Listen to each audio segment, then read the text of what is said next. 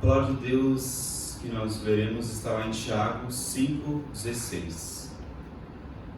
Tiago 5,16. O texto fala assim: portanto, confessem os seus pecados uns aos outros e orem uns aos outros para que vocês sejam curados. Muito pode, por sua eficácia, a súplica do justo. Vamos orar? Deus, nós já te agradecemos como igreja. Nós já pedimos as tuas ricas bênçãos sobre as nossas vidas, Pai, sobre este lugar onde estamos, sobre igrejas que estão, Senhor, ao nosso redor e nos auxiliam, Pai, para a tua honra e glória. Nós também, Pai, já confessamos os nossos pecados como igreja diante de Ti, Pai. E nós vemos agora, Senhor, te pedir que o Senhor esteja iluminando os nossos corações e as nossas mentes para, Senhor, compreender a Tua palavra e a pôr em prática em nossos dias, Pai. Para que o Teu nome seja glorificado através da Tua igreja que está neste local e que o mundo saiba que somos Teus discípulos. É no nome do Seu Filho amado Jesus que nós oramos. Amém. Pode sentar?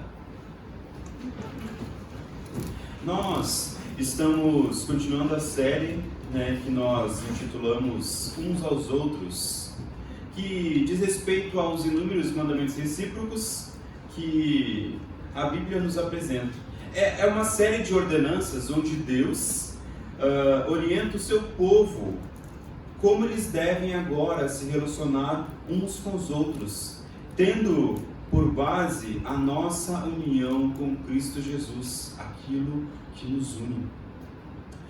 Nós já vimos nas primeiras sermões dessa série a respeito de nós nos submetermos uns aos outros, nós de alguma forma nos sujeitarmos uns aos outros em Cristo, nós amarmos uns aos outros, nós encorajarmos uns aos outros, animarmos uns aos outros, exortarmos uns aos outros, nós instruirmos uns aos outros, nós reformarmos uns aos outros no poder da palavra que nos transforma à imagem de Cristo Jesus.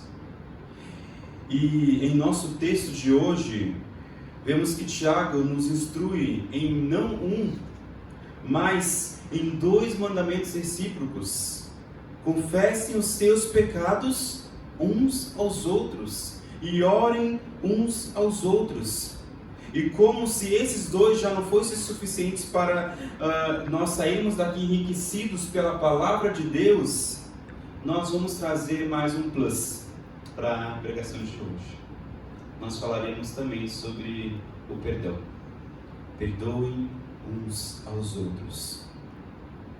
Que, por incrível que pareça, tem muito a ver com oração. Então, vamos para o texto, porque nós temos muito o que tratar hoje. O texto ele começa dizendo, portanto, confessem os seus pecados uns aos outros. E a ideia de confessem aqui tem sentido de reconhecer a culpa.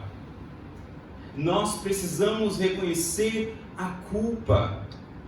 Não é somente falar de boca para fora. Não é somente, olha, eu errei, mas você precisa reconhecer que você é culpado. É culpado diante de Deus pelos seus pecados.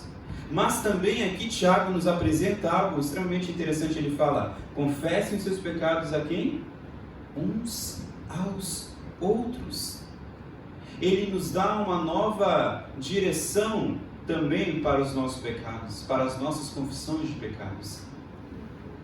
Se você é um cristão, normalmente no seu dia a dia, você tem a tendência de confessar os seus pecados a Deus, não é mesmo? Ou deveria ter essa prática de confessar os seus pecados.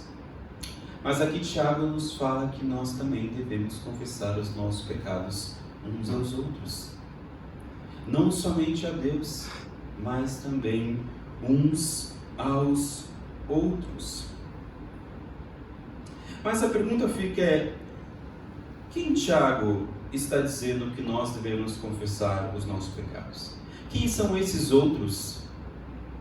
Será que Tiago está dizendo para nós confessarmos nossos pecados aos presbíteros? Será que Tiago está dizendo para nós confessar os nossos pecados como a Igreja Católica Romana fala para o padre, para o Papa? Será que é somente eles que deveriam estar aqui ouvindo os nossos pecados? Aqui, como em todas as outras pregações que nós trouxemos, uns aos outros diz respeito a todo aquele que foi resgatado por Cristo Jesus. O outro aqui é o mesmo cristão, é um irmão na fé. Confesse os seus pecados uns aos outros. Não somente aos presbíteros, não somente a um presbitério, não somente a um líder seu, mas uns aos outros. Não quer dizer que você não deva confessar os seus pecados aos presbíteros, e você pode fazer isso. Mas o texto não está dizendo que isso, o texto não está referindo os outros como os presbíteros. E também, Tiago não está dizendo que você deve confessar os seus pecados a todo mundo. Por exemplo, vir aqui na frente e dizer, irmãos, pequei, fiz isso. Não seria sábio da sua parte fazer isso. Você deve confessar os seus pecados a algum irmão que possa ser maduro na fé, sábio na palavra de Deus. Muitas vezes nós procuramos também pessoas que, ao falarmos sobre os nossos pecados, vão dizer assim, mas não foi tanto, não é mesmo? A gente vai lá procurar nossos, às vezes, amigos que vão passar a mão na nossa cabeça. Não.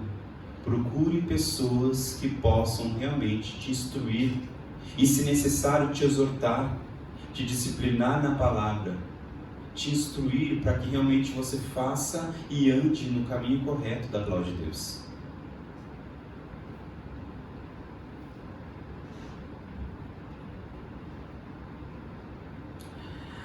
Nós precisamos usar o bom senso nessas ocasiões, não é mesmo?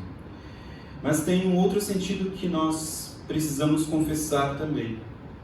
Quando você comete algum pecado contra outra pessoa, você deve confessar o seu pecado não apenas a Deus quando você comete o pecado. Você deve também confessar os seus pecados à pessoa que você prejudicou. Você deve chegar a ela e reconhecer que você errou, que você está errado. E dentro deste contexto, nós vemos o perdão acontecendo. A restauração de relacionamentos, onde havia sido se rompido, agora há uma restauração de relacionamentos. Por quê? Porque nós reconhecemos os nossos pecados. Nós reconhecemos que nós erramos diante do nosso irmão. Lembre-se daquilo que o Senhor nos ensinou em Mateus 18. Se um irmão pecar contra você, você vai lá e repreende. Se ele te ouviu, ou seja, se ele se arrependeu, se ele confessou, se ele reconheceu a culpa, se ele pediu perdão e você entregou o perdão, você ganhaste o seu irmão. Agora, se essa pessoa ela não reconheceu, ela ela ainda não reconhece os seus pecados, você chama mais duas ou três pessoas, e você vai lá, conversa com essa pessoa, repreende ela, instrui a palavra, e se ela reconheceu os seus pecados, se ela pediu perdão, você ganhou o seu irmão. Mas se não, leve para a igreja. A igreja deve fazer o papel de quê? De instruir, de repreender, de exortar essa pessoa. Se essa pessoa ainda assim continua o quê? Impenitente, ela ainda não consegue reconhecer os seus pecados, ela ainda não consegue dizer, nossa, eu pequei contra ele, ou fiz alguma coisa errada. O que a igreja deve fazer? Exclui essa pessoa do meio de vocês e trata-os como um publicano e pecador. Como a igreja trata publicanos e pecadores? Pregando o evangelho para essa pessoa. Porque, aparentemente, nós precisamos entender que uma pessoa que não reconhece o erro, uma pessoa que não reconhece que tem pecado, uma pessoa que não consegue se arrepender, uma pessoa que não consegue pedir perdão, uma pessoa que é impenitente, para Jesus é como se fosse um pecador e publicano. Não faz parte do meu corpo. Sabe por quê? Porque o Espírito Santo, quando nos chama, ele tira aquele coração de pedra, aquele coração que não sente, que não sabe que está errado, e coloca um coração de carne, um coração que consegue se arrepender agora.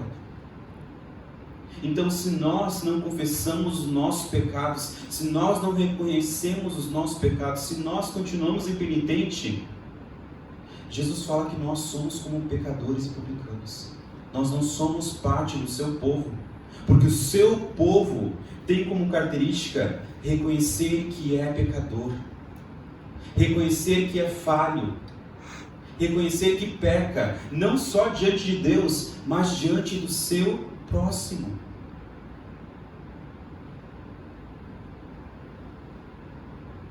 O pecado não confessado, meus irmãos, é um impedimento no caminho das orações até Deus. Ao mesmo tempo que um imenso obstáculo nos relacionamentos que nós temos uns com os outros, quando nós não confessamos os nossos pecados uns aos outros, há divisões dentro de relacionamentos. Olhe dentro de casamentos onde não há perdão, onde o cônjuge não confessa os seus pecados.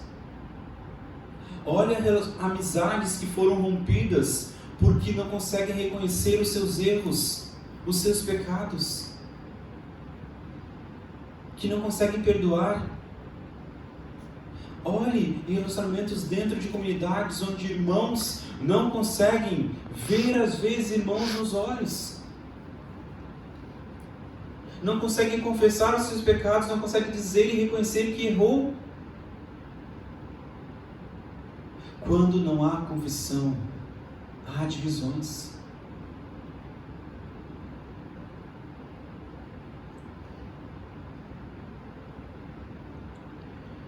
E com isso nós precisamos falar sobre um aspecto extremamente presente na confissão, que é o perdão. Perdoem uns aos outros. O texto de Efésios 4, 30 a 32 é muito interessante, acompanhem comigo. E não entristeçam o Espírito Santo de Deus, no qual vocês foram selados para o dia da redenção. Como nós entristecemos o Espírito Santo? Que não haja no meio de vocês qualquer amargura, indignação, ira, gritaria, blasfêmia, bem como qualquer maldade. E pelo contrário, sejam bondosos e compassivos uns para com os outros, fazendo o quê? Perdoando uns aos outros, como também Deus em Cristo perdoou vocês. Olhem agora Colossenses 3,13. Suportem-se uns aos outros e o quê? Perdoem mutuamente, perdoem uns aos outros. Caso alguém tenha algum motivo de queixa contra outra pessoa, perdoem. Assim como o Senhor perdoou vocês, perdoe também uns aos outros. Lembre-se da oração do Pai Nosso que nós lemos hoje.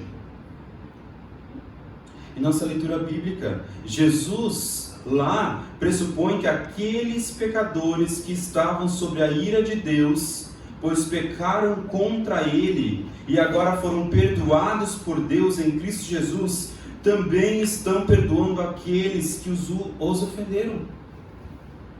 E perdoa-nos as nossas dívidas, assim como nós também perdoamos os nossos devedores. Tinha um pastor que ele era, meu pastor quando era adolescente, ele era muito sagaz em algumas coisas. E ele estava aconselhando 2 irmãos que estavam em briga, um com o outro.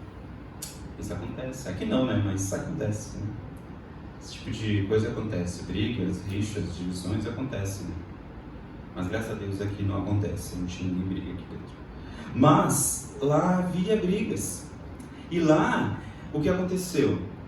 O pastor estava exortando eles. E no final eles falaram: pastor, não consigo perdoar. Não vai dar. Não vai dar para perdoar. Então o pastor falou: tá certo. Então vamos orar. Dê as mãos. Daí pegaram, deram a mão do pastor e tudo. Vamos orar. Pai nosso que estás no céu, santificado seja o seu nome. Venha a nós o teu reino. Seja feita a sua vontade, assim na terra como no céu. O pão nosso de cada dia nos dai hoje. Daí ele parou e falou: amém. Daí os irmãos falaram: mas por que o senhor parou? Porque não, a gente não pode continuar essa oração, porque a continuação da oração fala: perdoe as nossas ofensas, assim como nós perdoamos a quem nos tem ofendido. Vocês não podem fazer essa oração diante de Deus. Daí eles deram um baque, né? Mas isso acontece muitas vezes, não é mesmo? Quantos relacionamentos estão rompidos por falta de perdão? Quantos casamentos são destruídos por falta de perdão? Quantas amizades são rompidas por falta de perdão? Quantas pessoas saem de igrejas por falta de perdão, porque houve divisões?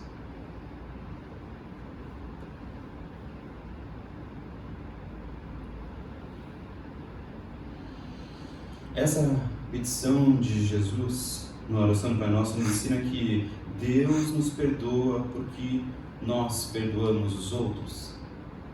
Será que é isso que Jesus está dizendo? Não. A oração nos ensina que nós, que muito fomos perdoados por Deus, devemos também perdoar os outros. Lembre-se dos trechos que nós lemos de Efésios 4 e Colossenses 3. Perdoem também uns aos outros, porque assim o Senhor vos perdoou.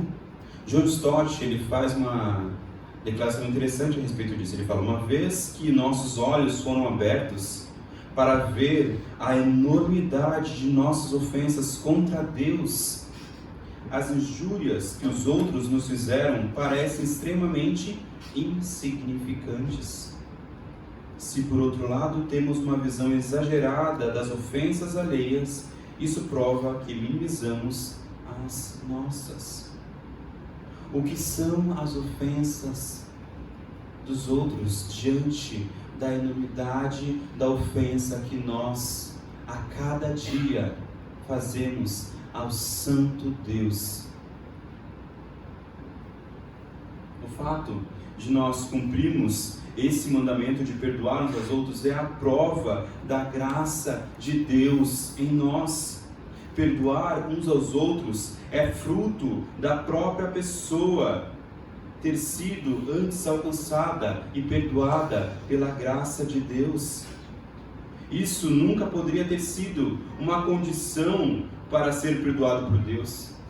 Pois se nós sabemos, e como sabemos, que os homens são pecaminosos, que o homem é pecador em sua totalidade, como a Bíblia de fato nos ensina, como pode ele fazer o bem, senão só depois que o seu coração seja renovado pelo Espírito Santo? Então Jesus não está dizendo: vocês só serão perdoados por Deus se vocês perdoarem uns aos outros. Ele está dizendo: uma vez que vocês foram perdoados por Deus, uma vez que vocês já receberam esse perdão de Deus, uma vez que a graça de Deus foi derramada sobre a vida de vocês e vocês foram perdoados dos seus pecados, perdoe uns aos outros.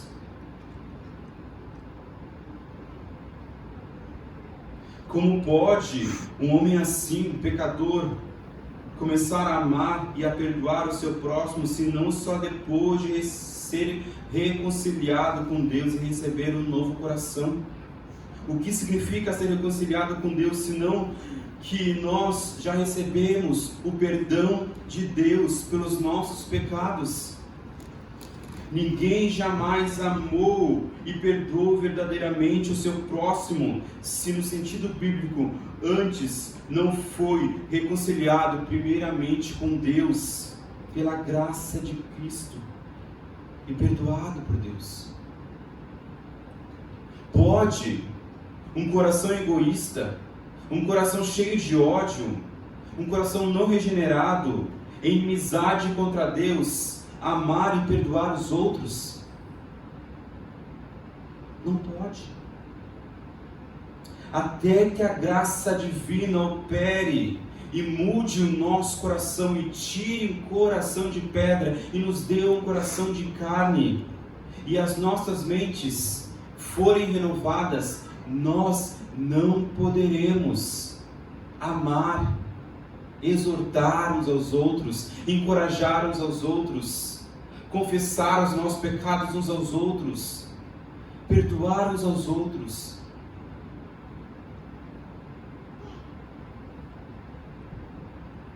Deus exige do seu povo que tenha um espírito de amor e de perdão para com os outros. Nós não somos meramente exortados a perdoar, nós somos ordenados a perdoar, porque Deus nos perdoou primeiro. É uma questão de dever de todo cristão, não é uma escolha que você pode fazer ou não. Se você é um regenerado, se você é um cristão de verdade, a falta de perdão é um pecado sobre a sua vida. E o pecado que pode estar mostrando algo extremamente mais profundo do que apenas uma falta de perdão, mas que um dia pode ser que você ainda não tenha sido regenerado.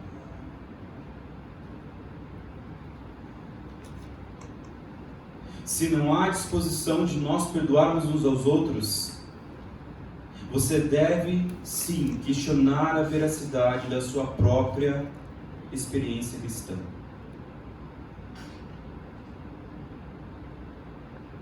Se a nossa vida, como Jesus Cristo diz que se não produz fruto de salvação, com base em que nós temos a certeza da nossa salvação?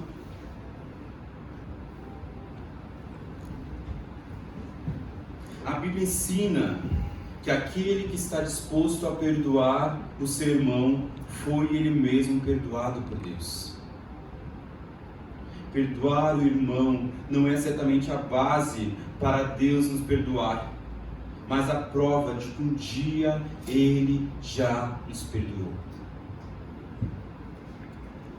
O perdão, meus irmãos, é a própria essência da graça de Deus. Todos nós fomos perdoados pela graça de Deus, com base no sangue e na justiça de Cristo Jesus.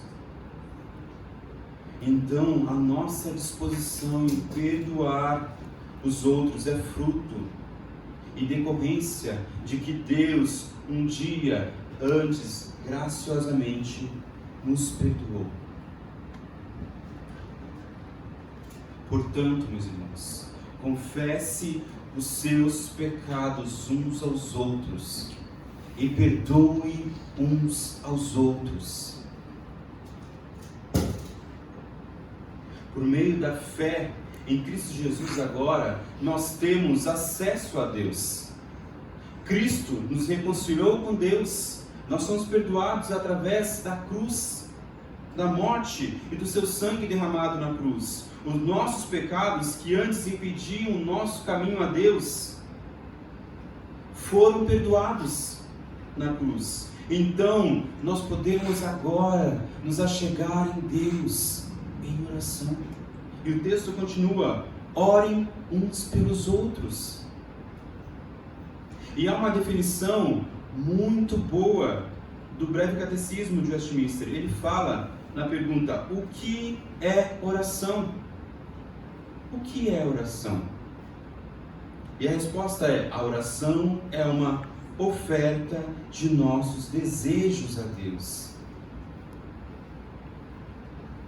por coisas que estão, o quê? De acordo com a sua vontade. Em nome de Cristo Jesus, com confissões de nossos pecados e reconhecimento agradecido de suas misericórdias. Nós derramamos diante de Deus os nossos desejos estes que estão ou que deveriam estar de acordo com a vontade de Deus. Nós deveríamos confessar os nossos pecados àquele que é e que pode confessar os nossos, e que pode perdoar os nossos pecados. Nós deveríamos ter corações agradecidos a Deus em nossas orações, por tudo aquilo que Ele tem nos dado, mesmo aquilo que nós nem vemos. A oração é tanto um ato, o ato de orar, quanto uma atitude de dependência de Deus. Nós só oramos quando nós cremos que Deus pode fazer o impossível, que pode mover céus e terras. Quando nós cremos que Deus é soberano sobre todas as coisas, e que se for da sua vontade e estiver em seus planos, Ele irá atender às nossas orações. É interessante que diante de Deus, ninguém é arminiano. Diante de Deus, todos nós cremos que Deus é soberano e que Deus pode fazer e mover todas as coisas.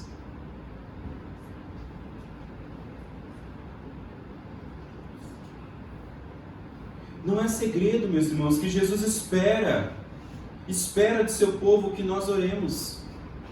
Assim como Ele espera que os judeus, e os seus seguidores lessem as Escrituras, Ele também esperava que esses irmãos, esses seguidores dele orassem.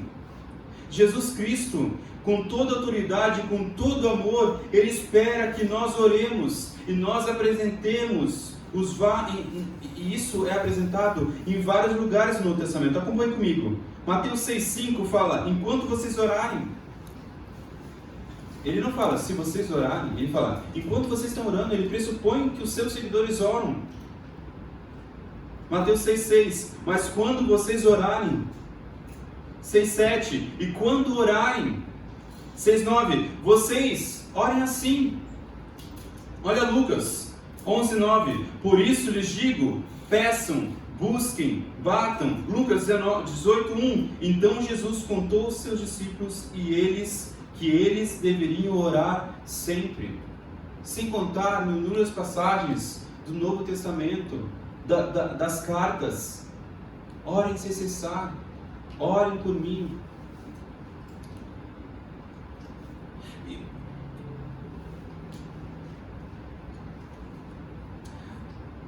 Suponha que Jesus, assim como Ele apareceu para Paulo, ou assim como Ele apareceu para João na ilha de Patmos, se Ele chegasse para vocês e falasse assim: orem uns aos outros, falem com Deus, agradeçam a Deus, confessem, exortem, perdoem. Se Ele aparecesse para vocês, vocês acham que vocês orariam mais? Será que a gente oraria mais? Se o próprio Jesus aparecesse para a gente e falasse assim: Mateus, ore, perdoe seus irmãos, confesse. Será que se Ele aparecesse para você, você oraria mais? você confessaria mais seus pecados? Você perdoaria mais? O fato é que nós temos em mãos a palavra de Deus,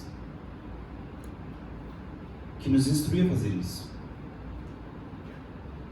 Às vezes a gente espera que algo extraordinário aconteça para que a gente comece a cumprir a palavra de Deus. Que o próprio anjo bata na nossa porta e fale: orem a Deus. Agora vocês têm livre acesso a Deus. Portanto, orem. Portanto, perdoem. Portanto, confessem. Se somos cristãos, orar faz parte do nosso dia a dia. Falar com Deus, fazer petições, confessar os nossos pecados, agradecer a Ele. Nós fazemos isso diariamente. Mas aqui, Paulo nos instrui algo também diferente. Ele fala: orem, não apenas por vocês. Orem uns aos outros. Orem uns pelos outros. Não apenas por nós mesmos, mas pelos outros. Lembre-se que a oração do Pai Nosso, a oração do Senhor, a oração do Pai Nosso, é uma oração corporativa. Jesus, quando Ele ensina os seus discípulos, Ele ensina uma oração corporativa. Na oração do Pai Nosso, nos é lembrado que nós não somos filhos únicos. A oração do Pai Nosso nos lembra que nós temos irmãos. O Pai não é só meu, o Pai é nosso. A nossa vida aqui não é vivida individualmente, sozinhos. Nós estamos numa comunidade, nós fazemos parte de um corpo. Um corpo. Cantar é bonito, é lindo, mexe com o coração, dá sentimentos.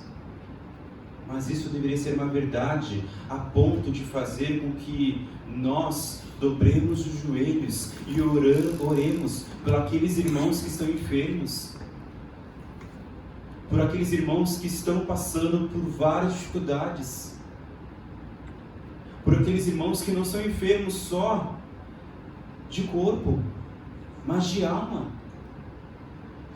que estão passando por tribulações em suas vidas.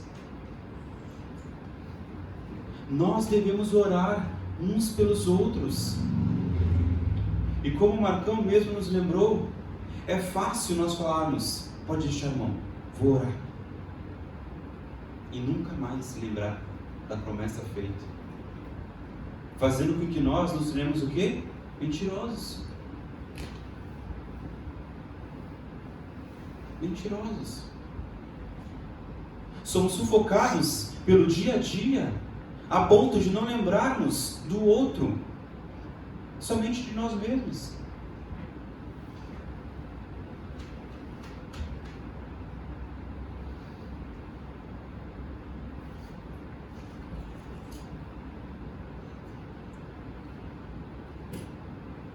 Dentro dos nossos cultos, nós oramos uns aos outros, uns pelos outros.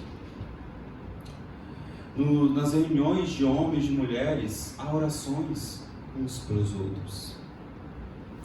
Até mesmo em vários momentos da escola bíblica, nós paramos e oramos uns pelos outros.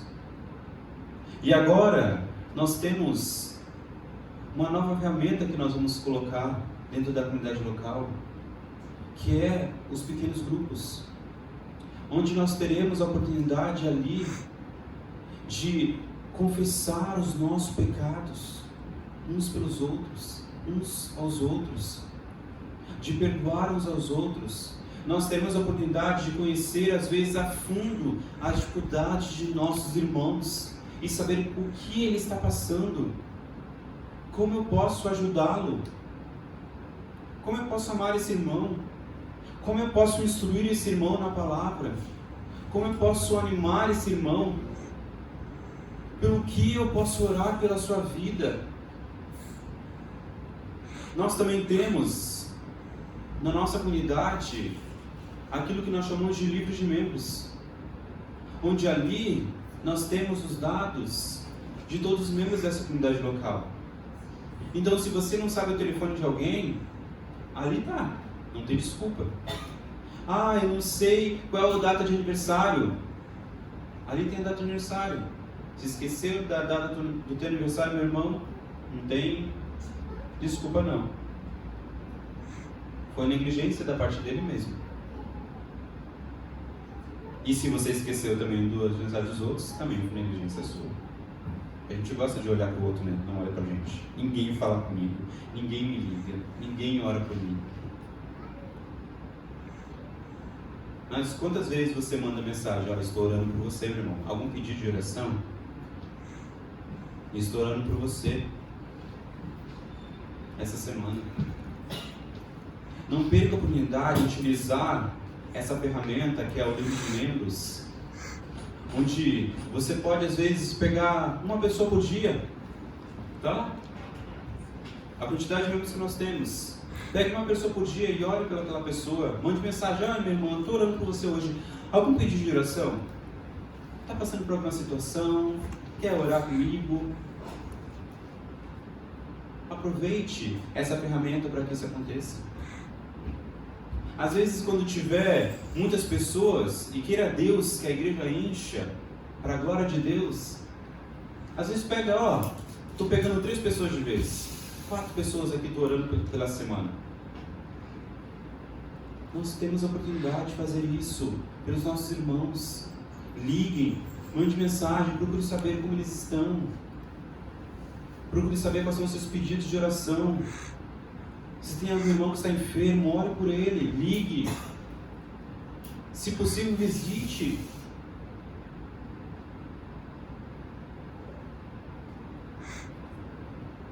Muitas vezes nós não percebemos que o recurso mais poderoso que nós temos é a oração. Às vezes nós oramos como uma última alternativa, não é mesmo? Nós fazemos todos os planos, todo o planejamento. Esqueci de orar. Todo o planejamento, está tudo feito.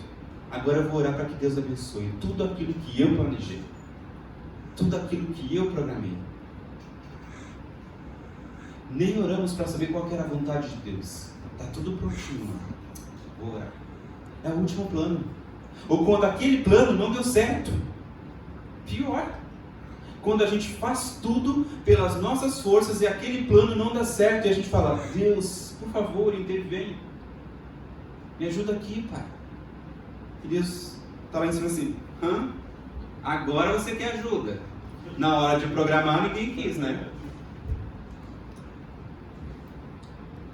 Dá para rir, mas é verdade. Quantos de nós fazemos isso? A oração como a última alternativa. Tem alguém que está enfermo? Leva para o médico. É claro, ninguém está falando para não levar no médico, não.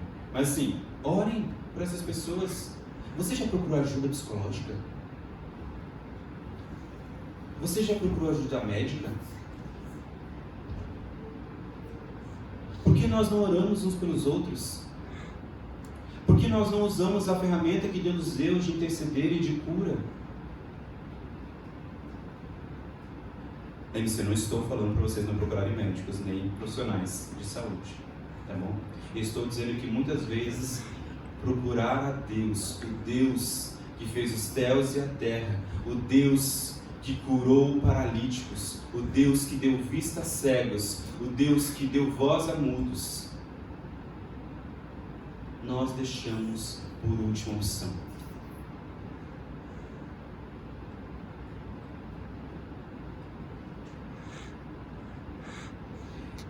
E o texto diz: para que vocês sejam curados. Tiago declara o propósito de confessar os pecados uns pelos outros e de dizer e de orar uns pelos outros, para que vocês sejam curados. Ele propositalmente deixou essa expressão meia vaga. A gente não sabe ao certo que cura é essa. É cura física? É cura espiritual? O certo é: confessem e orem para que sejam curados. No versículos anteriores, ele fala: tem algum irmão que está doente entre vós? Chame os presbíteros e ore com eles, para que sejam curados. Então ele não está falando somente de cura espiritual, ele está falando que Deus pode, assim como ele já fez, curar. Mas também somos curados espiritualmente. Quando nós confessamos nossos pecados uns aos outros, há cura. Olha o que o Salmo 32 nos fala. Vou ler do 1 assim. Fala assim: bem-aventurado aquele cuja transgressão é perdoada, cujo pecado, o que? Bem-aventurado é feliz. Muito feliz é aquele cuja transgressão é perdoada, cujo pecado é coberto. Bem-aventurado aquele a quem o Senhor não atribui iniquidade, e cujo espírito não há engano. Enquanto calei, os meus pecados envelheceram os meus ossos, pelos meus constantes gemidos todos os dias. Olha o que ele está dizendo. Quando eu não confessei os meus pecados, até os meus ossos doíam. Porque a tua mão pesava dia e noite sobre mim, e o meu vigor secou com o calor do verão. Mas confessei o meu pecado, e a minha iniquidade não mais ocultei. E disse: confessarei ao Senhor as minhas transgressões, e tu perdoaste a iniquidade do meu pecado. A confissão, tem uma frase muito interessante nela: a confissão purifica a alma. E esse é um ditado antigo, mas é um ditado que não perdeu a validade. Realmente, a confissão, é a marca do arrependimento e de um pedido de perdão por parte daquele que peca. E quando um pecador confessa o seu pecado e recebe o perdão de Deus, e recebe o perdão do seu próximo, isso restaura sua alma, isso cura sua alma. Como eu falei antes, quantos relacionamentos poderiam ser restaurados, poderiam ser curados, se houvesse confissão de pecados, se houvesse perdão.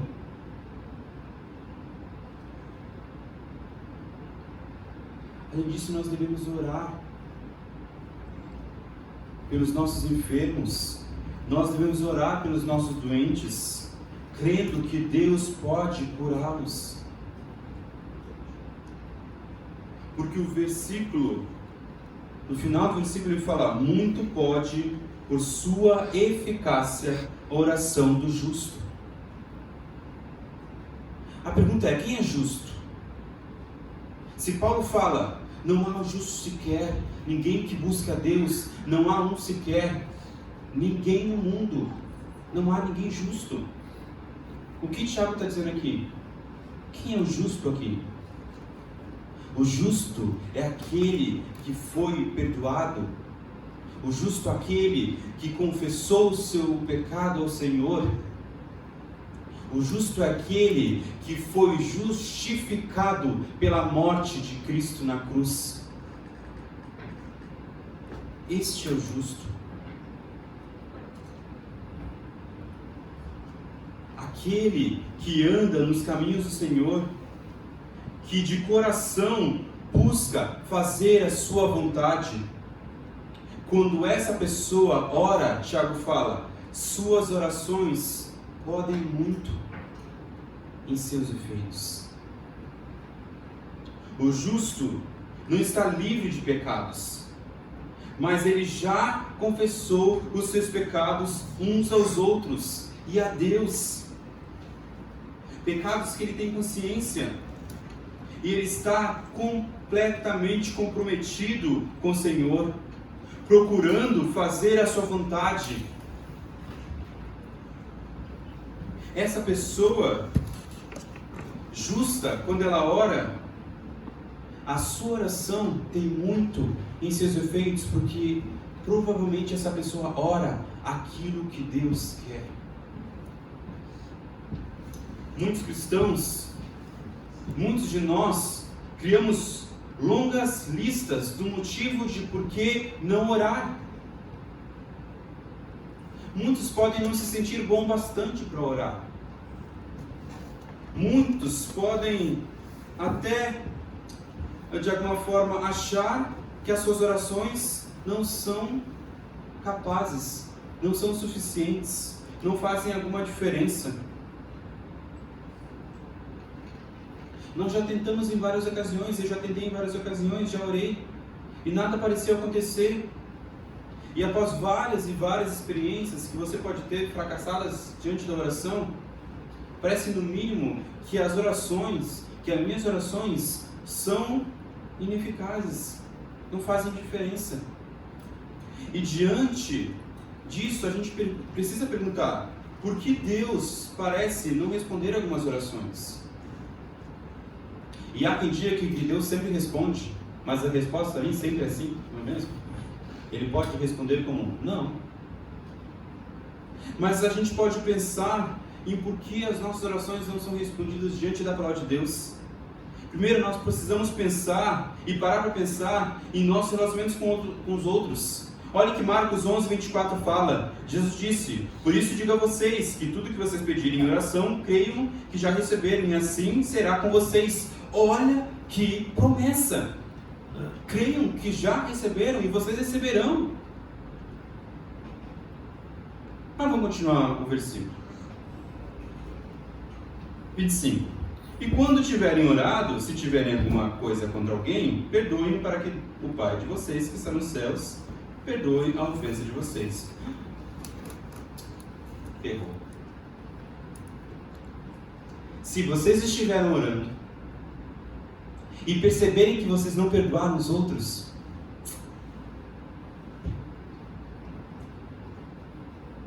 melhor nem continuar.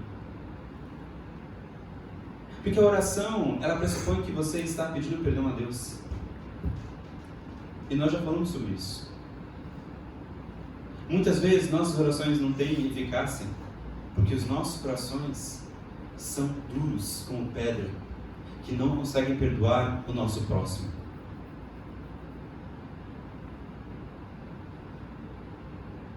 Será que nós podemos dizer que nós amamos a Deus quando nós não perdoamos o nosso próximo? Continuando.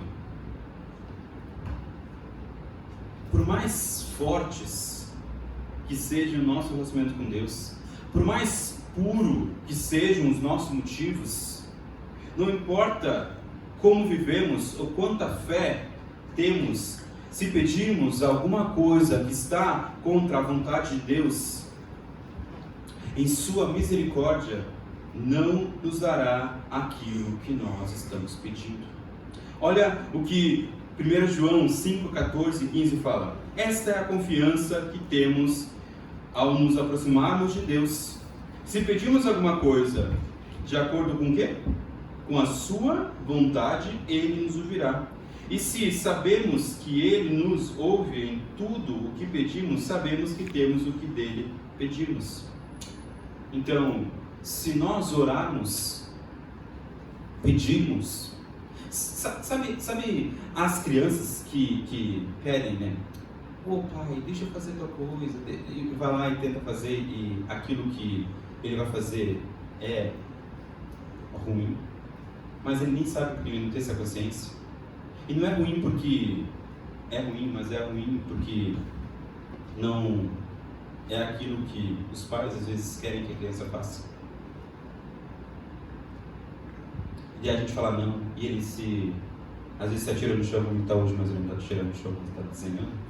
Mas você atira no chão, começa a chorar. Por quê? Porque nós não recebemos aquilo que nós pedimos do nosso Pai. Mas há quem ainda, onde colocar a planta dos pés, diz que já é seu. Há quem ainda, por incrível que pareça, determina para Deus. Se isso parece estranho aos nossos ouvidos, imagine o Criador que fez todas as coisas e que sabe que aquele que está pedindo e está determinando diante dele é pó. Quem somos nós para determinar alguma coisa diante de Deus? Olha, Isaías 29:16, ele fala: ó, que perversão e presunção a nossa! O que é isso que você pensa? Tratar o oleiro como argila? Aquele que cria como objeto criado?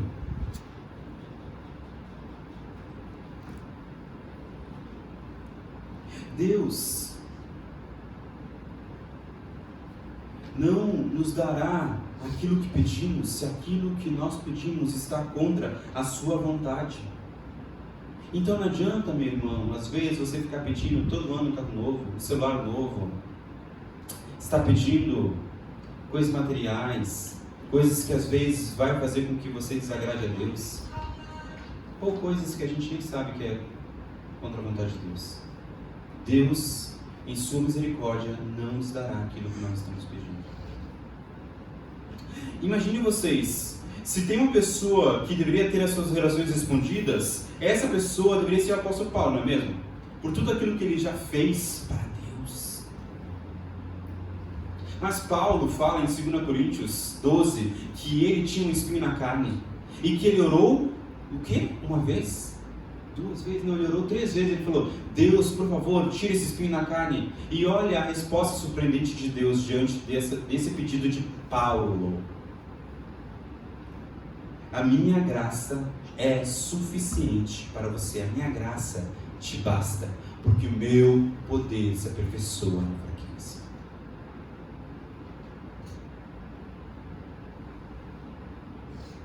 Talvez Paulo não tenha entendido na hora e nem gostado da resposta que ele ganhou, mas Deus tinha um propósito.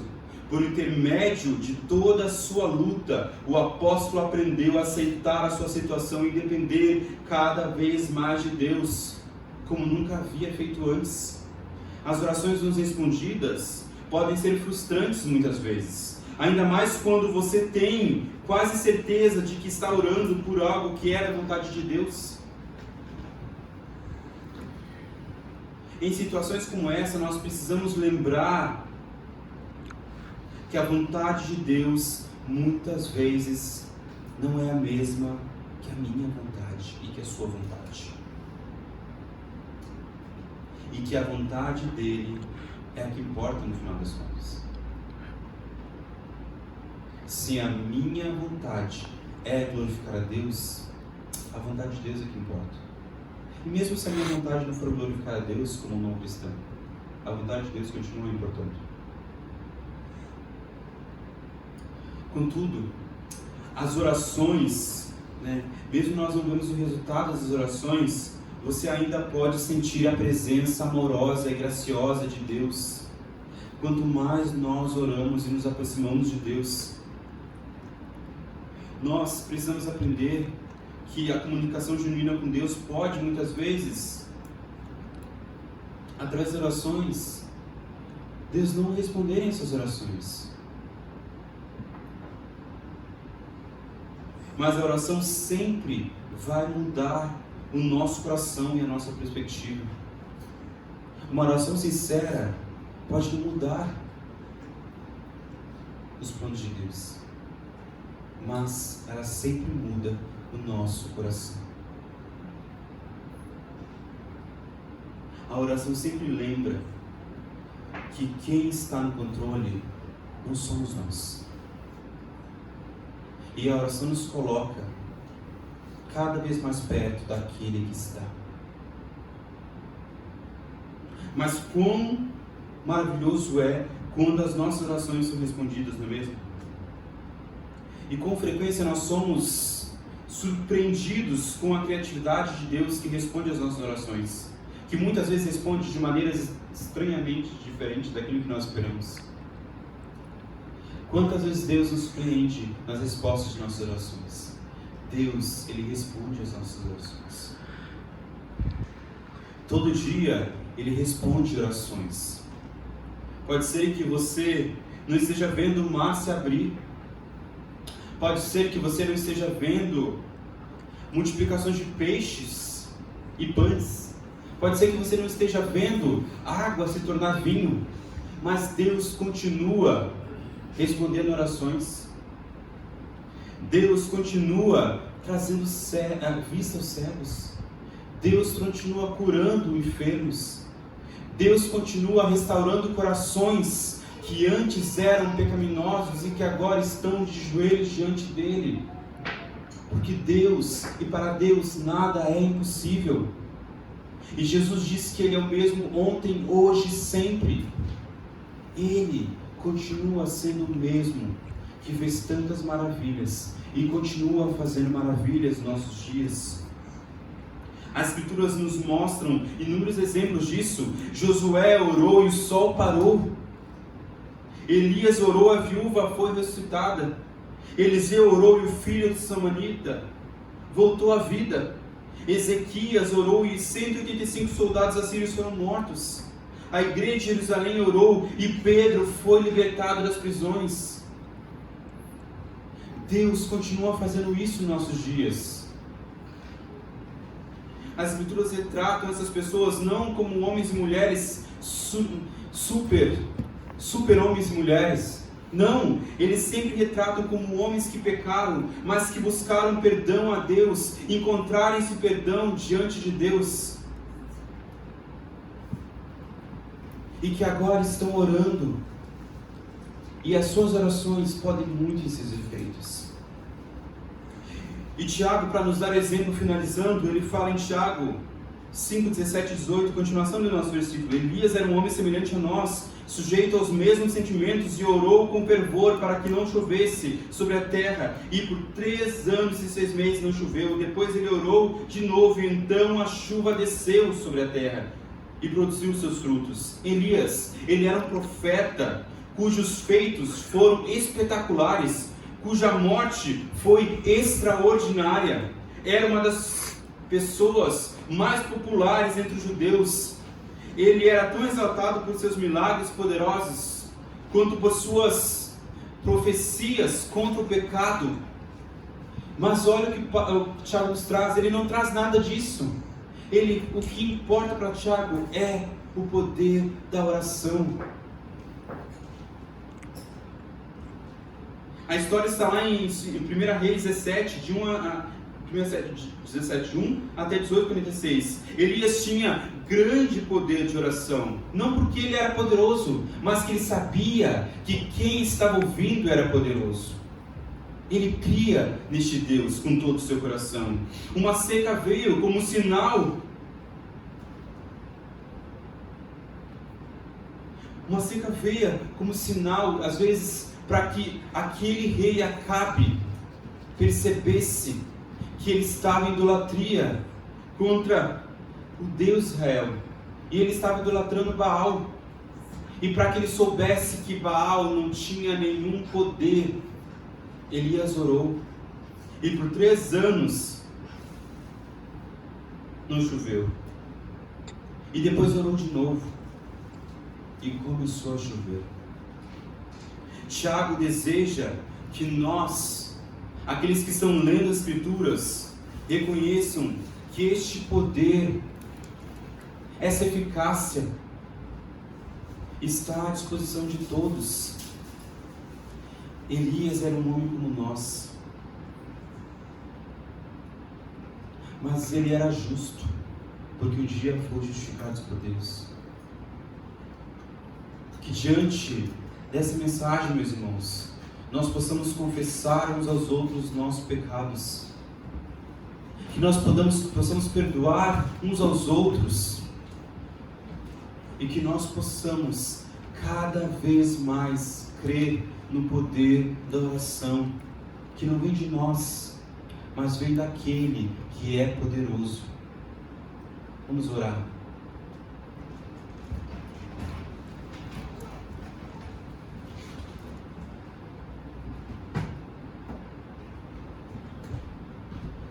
Deus, nós estamos aqui, Pai, diante de Ti. Desde já nós queremos pedir perdão, Senhor. Pedir perdão, Senhor, pelas inúmeras falhas que temos diante da Tua palavra que nos exorta, Pai. Quantas vezes nós não confessamos nossos pecados, Pai, diante de Ti, e quantas vezes nós não confessamos nossos pecados diante dos outros. Quantas vezes, Pai, ouvindo pedidos de perdão, Pai, nós não perdoamos o próximo, Pai. E quantas vezes, tendo pessoas que nos ofenderam, não conseguimos liberar esse perdão, Pai.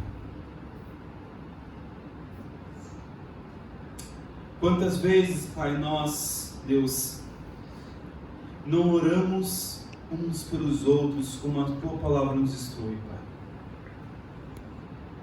E quantas vezes, Pai, deixamos de lado a Tua palavra, Deus, para seguir o nosso coração,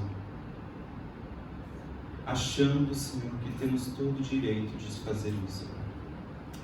Deus, que o Senhor possa, Deus, quebrantar os nossos corações de pedra. Quebranta, Senhor, a fim de que tenha carne ali, e que seja, Senhor, um coração que se arrepende dos seus pecados, um coração que possa reconhecer que errou diante de Ti, diante dos outros, Deus, um coração que possa perdoar os seus irmãos, porque sabe que um dia, Senhor, foi perdoado não por meras ofensas, Senhor, mas por aquela ofensa que merecia a morte, Pai. Deus, que possamos, Pai, orar a Ti, porque na cruz, Jesus, Pai, nos deu livre acesso a Ti, Pai. O que antes não tínhamos, porque éramos Teus inimigos, Deus. Agora nós temos a possibilidade, Deus, de nos achegar a Ti em oração, Pai, em derramar as nossas petições a Ti, Pai, em derramar as nossas confissões a Ti, Pai, e ouvir o Teu perdão sobre as nossas vidas, assim como nós perdoamos a quem nos tem ofendido, Senhor. Pai, nós Te pedimos, Pai, faz com que a oração faça parte de nossas vidas, Pai, como indivíduos, Pai, mas também como comunidade, Deus. Nós sabemos, Pai, que quando, Senhor, o Seu povo orou, Senhor, nações foram ganhas a Ti. Que essa igreja possa ser conhecida por uma igreja que ora, Pai. Uma igreja assim que confessa seus pecados uns aos outros, que tem seus relacionamentos restaurados, Pai, pelo perdão e pela confissão de seus pecados, Deus. Nos ajuda, Senhor, a colocarmos em prática a Tua palavra em nossas vidas, Pai. E que a Tua igreja possa ser abençoada, Senhor, por essa palavra posta em prática, Pai. É isso que nós Te pedimos, Pai, no nome do Seu Filho amado Jesus, Pai, que através do Seu sacrifício na cruz, Pai, trouxe o nosso perdão que nós pedimos. Amém.